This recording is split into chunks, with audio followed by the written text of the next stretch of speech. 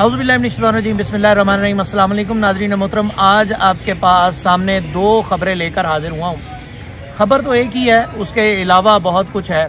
एक तो ये है कि जो स्टोरी पहले की थी उसके ऊपर इंक्वायरीज़ जो हैं वो अडॉप्टेड हैं, इंक्वायरीज़ शुरू हैं। जो शाजी रेस्टोरेंट है उसके ख़िलाफ़ इंक्वायरी जो है वो FBR के अंदर शुरू कर दी गई है, जबकि IWMB जो कि वाइल्ड लाइफ महकमा है उससे मुतालिक भी बहुत से मामला थे जिनके ऊपर ना सिर्फ अब इंक्वायरी हेल्ड हो चुकी है, जो माजी की इंक्वायरीज़ हैं वो मुसलसल जारी हैं, बल्कि जो बोर्ड है जिसके बारे में करप्शन की बहुत लंबी चौड़ी दास्तानें हैं वो बोर्ड डिज़ोल्व होने की तैयारी इस्लामाबाद में शुरू हो गई है। उसके अलावा अगली बात यह है कि जो लकड़ी चोरी से मुतालिक इंक्वायरीज़ हैं, जो एनवायरमेंटल इश्यूज़ हैं, उनके ऊपर भी अभी काम जारी है। यहाँ तक की बात इतनी ही है। अब आगे कुछ चीज़ है, एक बात है जो आपको समझानी भी है और आपके साथ करनी भी है। ये जो ब्यूटिफिकेशन होती है, जो चेयरमैन CDA साहब भी अक्सर कहते हैं कि जी हमने ब्यूटिफिकेशन के ऊपर बहुत पैसे खर्च कर दिए। फिर आपको पता है आज़रबाईजान हो, हमारे बहुत सारे दोस्त ममालिक हैं, जापान है, फिर उसके अलावा बहुत सारे जो दीगर ममालिक हैं उन्होंने ब्यूटिफिकेशन के लिए, इस्लामाबाद की ब्यूटिफिकेशन के लिए बहुत सारा फंड पहले ही दिया है और मज़ीद भी दे रहे हैं। लेकिन यहाँ पर जो बात मैं आपको समझाने की कोशिश करने लगा हूँ वो बड़ी थोड़ी सी टेक्निकल है और उसको बड़ी तफसील से समझिएगा। जो अफसराने वाला हैं वो ब्यूटिफिकेशन ये समझते हैं कि ईंट लगा दिया, पत्थर लगा दिया, खूबसूरत इमारत बना दी, वो खूबसूरत जो है वो मॉन्यूमेंट बना दिया, वो ब्यूटिफिकेशन है।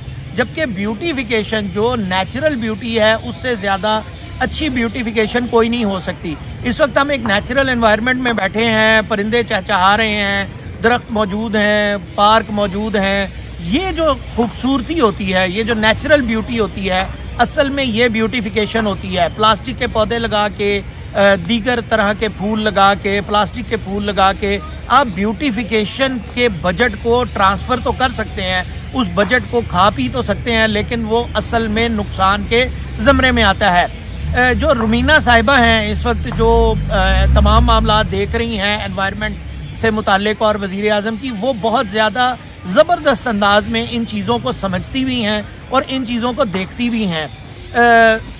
मैं जो चीज़ आपको समझाने की कोशिश करने लगा हूँ, इस्लामाबाद को जब बनाया गया तो इस्लामाबाद एक मॉडल सिटी था। उस मॉडल सिटी के अंदर इस्लामाबाद में पहले एक सड़क है, उसके साथ कुछ खाली जगह है जहाँ पर पौधे लगे हैं, उसके बाद फुटपाथ शुरू होता है और उसके बाद फिर कमर्शियल एरियाज़ और दीगर जो ग्रीन बेल्ट के बाद शुरू, जो असल ग्रीन बेल्ट है वो फुटपाथ के दूसरी तरफ शुरू होती है।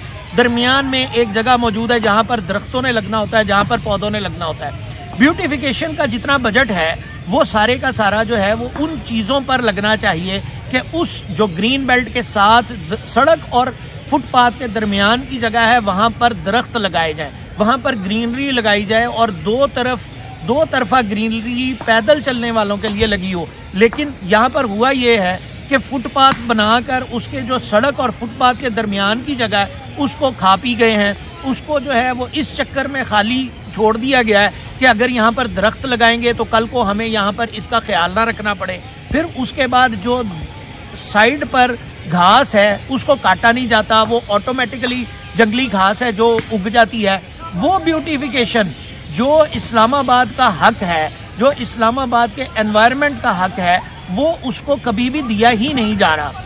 फिर जो कमर्शियल एरियाज़ हैं, जो कमर्शियल इलाके हैं, उनके अंदर सबसे बड़ा मसला ये है कि वो पार्किंग में कन्वर्ट कर दिए गए हैं। यानी वो जो ग्रीन बेल्ट्स हैं उनके ऊपर पार्किंग बना दी गई और जो दरख्त हैं उन दरख्तों को या उनको ज़ाया कर दिया गया है या उनको काट दिया गया है या वहाँ से हटा दिया गया है।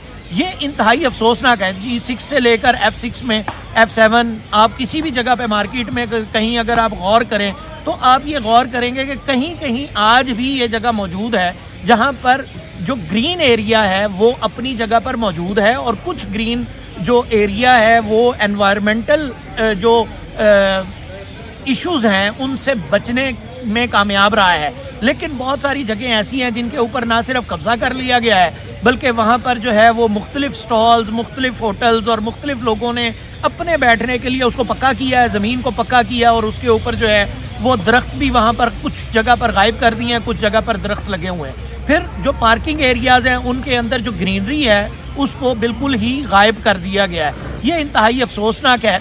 और इसके ऊपर देखें, जो ब्यूटिफिकेशन का बजट है वो ब्यूटिफिकेशन पर लगना चाहिए, वो दरख्तों पर लगना चाहिए। जो ऑयल, जो पेट्रोल है, जो मशीनों के लिए इस्तेमाल होता है वो अफसरान की गाड़ियों में नहीं डलना चाहिए और वो अफसरान की गाड़ियों में नहीं जाना चाहिए। इसके ऊपर एक थॉरो इंक्वायरी की ज़रूरत है, इसके ऊपर एक पूरी फुल फ्लेज ऑडिट की ज़रूरत है और एक पॉलिसी बनने की ज़रूरत है कि जो ग्रीन बेल्ट और ग्रीन एरियाज हैं उनकी ब्यूटिफिकेशन ज़्यादा ज़रूरी है निस्बतन इसके कि आप पत्थर लगा दें, आप टाइलिंग कर दें, आप पक्की सड़क बना दें, आप रास्तों को पक्का कर दें और उन रास्तों को पक्का करने के बाद आप दरख्तों को बिल्कुल जो है वो वहाँ से गायब कर दें और बिल्कुल ही साइड लाइन कर दें। ये इंतहाई अफसोसनाक है कि आप जो है वो दरख्तों को जो है वो ज़ाया कर रहे हैं और ग्रीन एरियाज़ को इस तरह से बर्बाद कर रहे हैं। फिर आखिरी बात करता चलूँ कि जो पार्क्स हैं इस्लामाबाद के अंदर तकरीबन 300-350 पार्क्स हैं, उनकी ब्यूटिफिकेशन